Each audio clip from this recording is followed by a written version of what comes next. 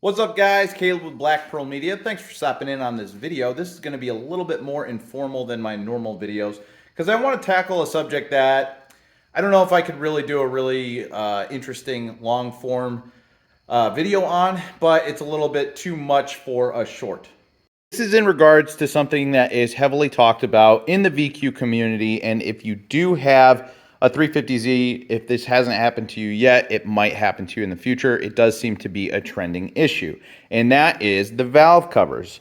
Now, there's certain different things that have happened with the valve covers on different models. Some say that they leach every once in a while, or the other thing that happens, and what happened to me, is your spark plug tubes crack. So there's like a plastic gasket, and they say they're serviceable, but they seem like they're more hassle than they're worth. And I know that a lot of guys who try and replace them end up breaking them. So the most popular thing is just to replace the valve covers altogether. Now, as you can see, they're plastic. They're nothing crazy. They're just plastic valve covers.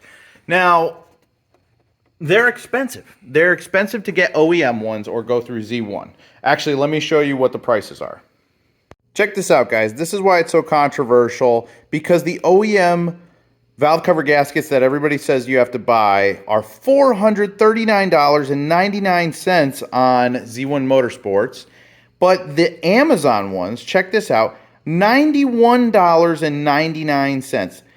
The Z1 OEM ones are 4 times more expensive, and people want to know if it's really worth spending the extra money. Now, I know that there's guys out there that only want OEM stuff. I get it. I worked in insurance, in auto claims. Guys want OEM. Personally, I don't care. OEM and aftermarket parts are usually pretty comparable, but I digress. I have the Amazon ones, and I've had the Amazon ones for, oh gosh, it's got to be 3 or 4 years already. And I mean, this car, if you're not familiar with it, puts out a good amount of power, and they're reliable. Actually, let me grab my light here. Let me see. This is a production light. It's not really a garage light. But look, no oil. It's hard to see, but there's no oil down there. No oil in the back. Nothing drips. Nothing smokes. Nothing smells. It's dry. So I'm of the opinion that the Amazon ones are fine, in my own experience. I'd love to hear what you guys think, if you guys think it's worth it or not. But in my experience, I'm not getting any leaks. But two things that I made sure to do, is that I bought OEM gaskets, which were, I think, like 12 bucks. They're not that expensive. And then I double, triple checked all my torque specs and made sure that the torque specs were correct. So I think in combination with those two things, I don't have an issue.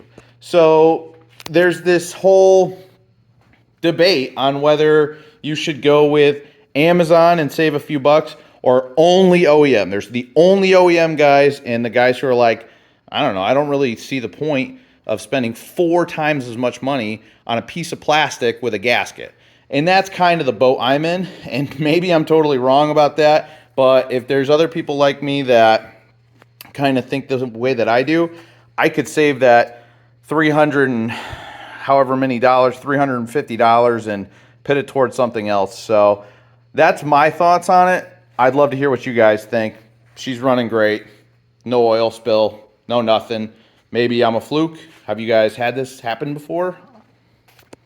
Like I said, just a short video on my phone. I'm going to edit and post it on here. You guys will see it right around 8:30, I think. And we're going to be keeping up with the 2 videos a week for this month. If you haven't heard about that, I am posting 2 videos every week this month to really just make me focus on this a little bit more. I've been meaning to put out more content for you guys. A lot of 350Z stuff. I've been kind of hitting up the shorts, like, you know, funny little shorts here and there. And I haven't really had many modifications to do the car. But, you know, it's not all about modifications. Some people want to know about stuff like this. So I'm also going to be trying to share my opinions on that and just getting into some other stuff. I've got some cool video ideas coming up soon. And stay tuned, because I think the wrap is coming off pretty soon, probably this month. You know, I'm itching to take it off, and it's probably going to be a miserable mess because it's been on there for 6+ years. There's some delamination, and hopefully I can kind of try out a few tips and tricks that some friends have told me, and you can see what works. So I think we're going to try, you know, obviously heat, but we're also going to try steam. So I think steam might work out pretty well. So I hope you guys enjoyed the video. Like, comment, and subscribe, and I will see you on the next video.